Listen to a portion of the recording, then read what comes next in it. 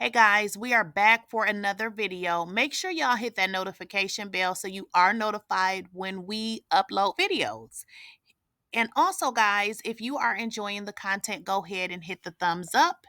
And as always, and as you all do, let me know what y'all think in the comments.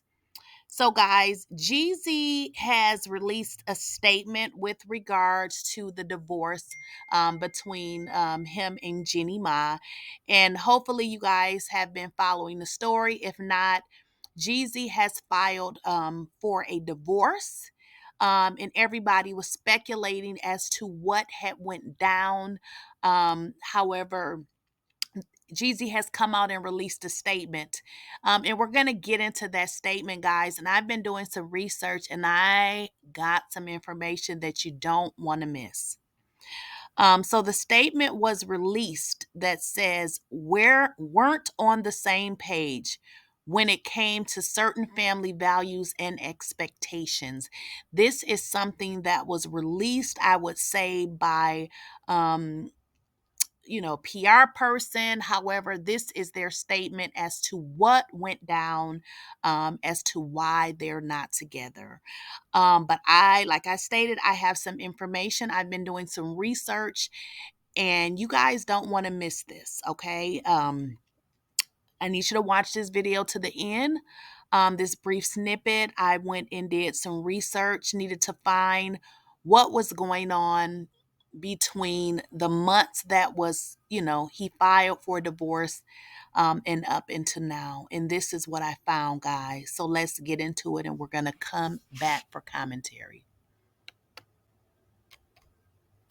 Connected on social media for a while. Yeah. You have an amazing new book out called Adversity for Sale that everyone needs to get. But you've been on the scene for a while, a couple of decades. You've been in the music scene. Yep. Multi-platinum, award-winning, all the different things that have happened for the success that the world has seen. But what I think is interesting is most people we were just talking about don't see the darkness and don't see the failures necessarily. They see the money, they see maybe the success, they see who you're working with, all the talented people you get to collaborate with. But I don't think everyone gets to know about the adversity that got you to where you're at, and actually how it's the failures that give us the most information on how to be successful. Right. We're talking about your younger years where you went through different adversity, grew up, your parents were separated, you're in and out of boot camp style institutions, and you had some darkness early on. Yeah, a lot of it. Now, were you successful before in terms of the music world? Were you doing music and having stuff out there before a lot of the darkness came? Or no. Let me give you a little history. my humble beginnings. So my father was in the military. My mother and my father married young. I have a sister. My older brother died, and me and my family were abroad. So I lived in Japan and Hawaii too, right? Hawaii, yeah. So that was the beginning. My parents got divorced because my mom was, my mom was a little spicy at the time. You know what I mean? My dad was how he was, and I don't think they can put it together because I don't think there was therapy, all those things back then that I know of, and they just divorced. And it was like one day we was living this life, and then the next day I was back in the hood with my grandmother, living with my grandmother. And then I tried to live with my grandmother for a while, and there was a lot of people in the house. So I ended up moving with my mother. And when I moved with my mother, it was really a little dysfunctional because I looked just like my father. She didn't like your father? No. So she didn't like you? No, at all. And so we just kept bumping heads. And one day I was supposed to go to school, and this is around the time I was getting in the streets, and I was just like, I ain't going. And she was like, oh, are you going to school? And I'll never forget it. We got the biggest argument we ever had, and I looked up, and she had a little 25. It was like a chrome with a little pearl handle. She put it in my face. She said, you gonna go to school? She said, you gonna go to school, you gonna go to hospital. And I just remember put the gun in your face? Yes. I looked at her. Your mom? Yes. How old were you? Maybe about 14, 15. Holy cow. Yeah, maybe about 14. I couldn't have been 16. I just want to make sure I get the time Sure. right. So she puts the gun like right in your face, like closer. Yep. Tells me, you're going to go to school, you're going to die today. Oh my gosh, yeah. man. And I believed her too, though, because my mom wasn't nothing to play with. Like, she was serious. She was serious business. And I knew what it was, though. I was out of control. By this time, I'm 13, 14 years old. I'm selling drugs. I'm into a lot of things that kids shouldn't be into, right? But because this is where I felt like I had a place, because they treated me different. You felt more accepted there. Yeah. So in that the streets. was in the streets. Than at home. Right. Really? And so when I left her, I went back to stay with my grandmother, and that's why I say I relate to you on the sofa thing, because I slept on the sofa a lot of nights. Whole childhood, years. And the thing about my grandmother, she kind of let me do what I wanted to do, because there was so many grandkids in the house. Like, she didn't really have any controls. I would go out, stay out as long as I wanted to, and come in. And so I was able to start, building my foundation to be what I was becoming, if you will, because I didn't have any restraints. Right. It was game on. And, that's not a good thing. It's crazy. I say that all the time, because my grandmother lived right across the street from this basketball court, right? And every Sunday, everybody would come to this court from all the towns around, and they would play basketball, and they'd be like all the hustlers and all the cars and, all the women, and you just like, and I used to be so tired because I was up hustling all night that I used to sleep on the sofa. So I would be asleep while they're playing ball, right? But I would listen to everything, the conversations and everything I could hear, because I had FOMO. I didn't want to miss out. Sure. Right. And that was like my thing, just laying on that sofa and just listening to everything. And then one day I was just like, man, I can't wait till I can pull up in front of this park in a yellow Testarossa and hop out and be this big guy and all that. And the crazy thing, like, that was my vision. And then, of course, it wasn't a big vision. That was the dream. Yeah. There you go.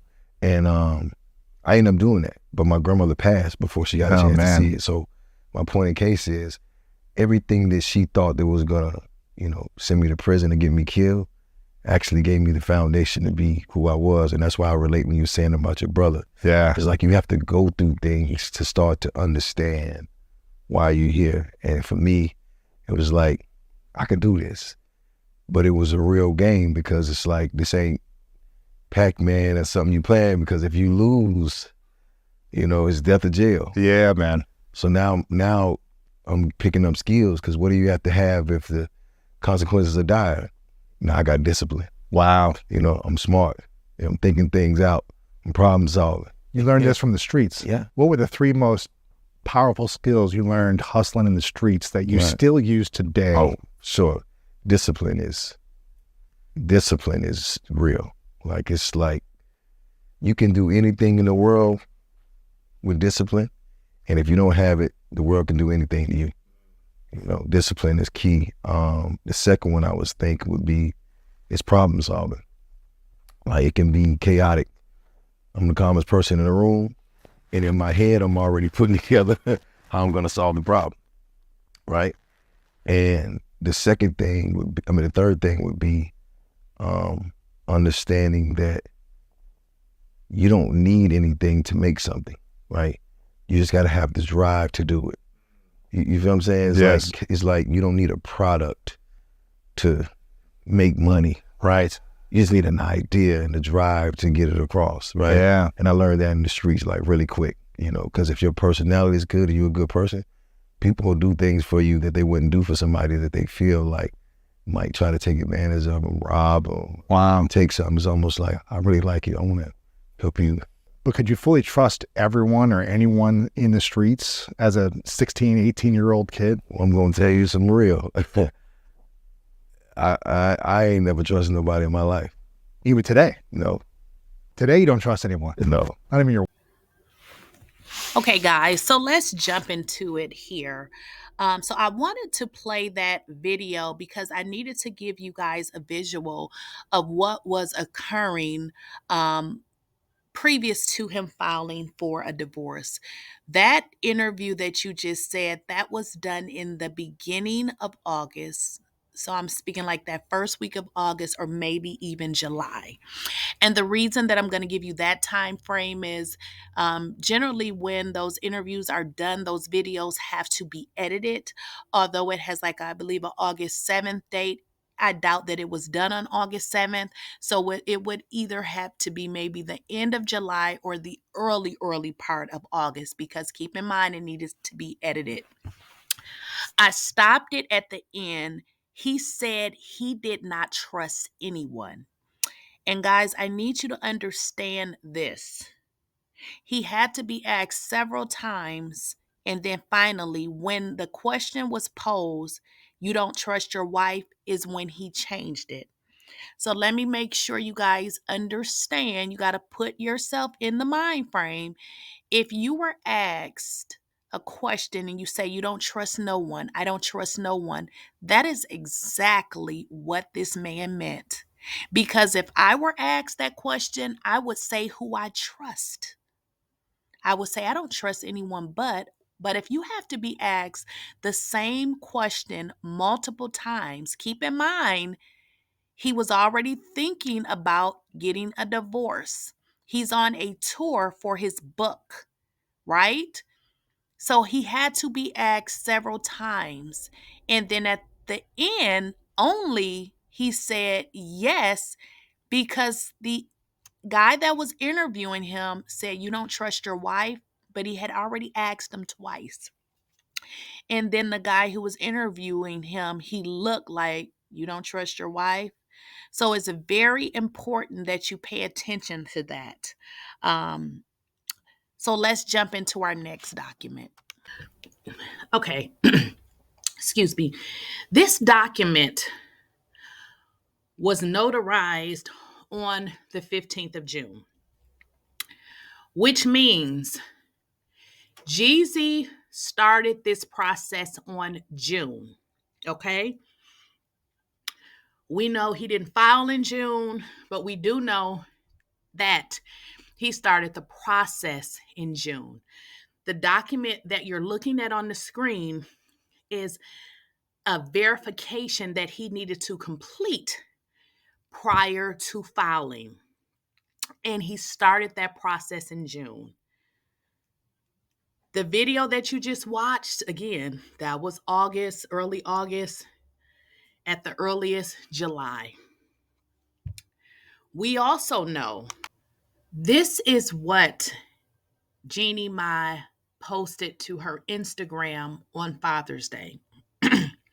We know Father's Day is in June.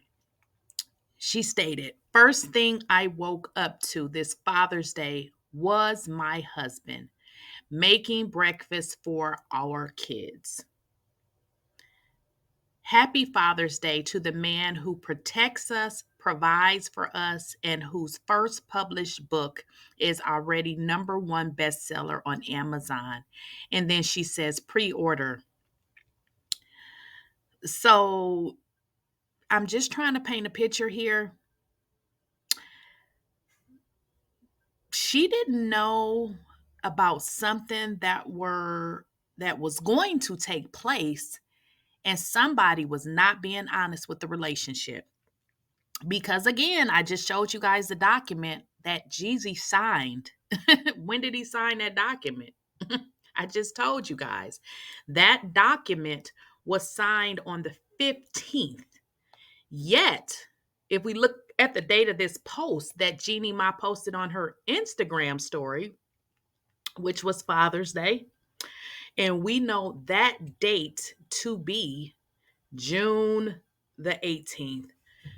So 3 days after Jeezy had already met with officials or attorney or whatever the case was to get the process started, that he posed in this picture basically like everything was fine.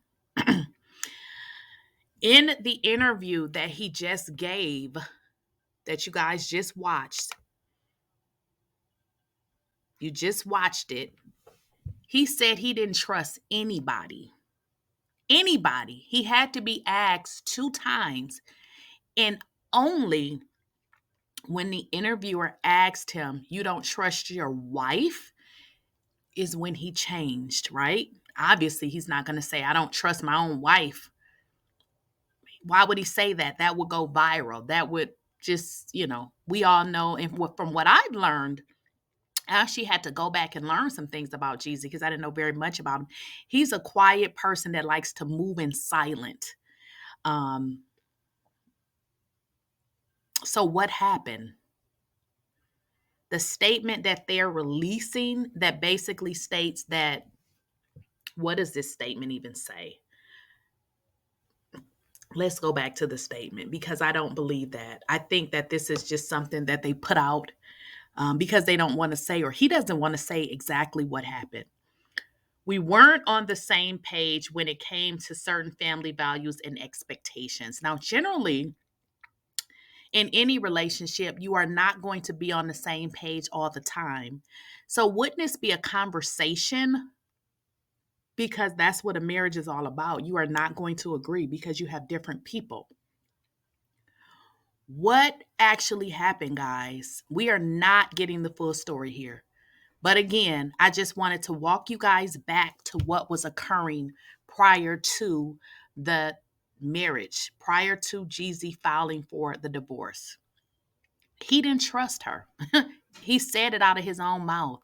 He didn't trust anybody, even after going through a marriage and being with somebody for 2.5 years. And I think they dated for 3 years or something like that. Don't quote me on that. He didn't even trust her. What happened? I'm going to leave that thought with y'all because we're going to figure it out together. Y'all let me know what y'all think in the comments. Don't forget to like, share, and subscribe. And at the end of this video, I'm going to play some other things that he stated at the beginning of the interview. But I want that to resonate with y'all. And please go watch that interview. It's a really long interview, but once you watch it, you'll learn a lot of stuff about him. But again, it was too long. You guys, I was not going to post that whole entire interview. But he said some very factual things at the beginning, and I'm just going to play that at the end. So I'm going to close this out. I'll see you guys in the next video, but stay to the end. I'm going to play some quotes from Jeezy that he stated at the beginning of his interview. And let's just have a conversation in the comments. Let me know what y'all think. Don't forget to like, share, and subscribe. And as always, I'll see you in the next video. She is peace. You can put somebody in a Rolls Royce, he's still gonna have the same problems. And I think once you become in this place where you just at peace with who you are and who you become, I had to give myself permission to evolve because it was almost like I wanted to grow, but I couldn't grow because of my surroundings. These weeds and these things that would hold me back. And when I started to clean that out, I started to like grow and bloom and blossom. And I just started to understand like, wow, like the air is different up here. I had to work so hard and do so much work on myself just to even get a taste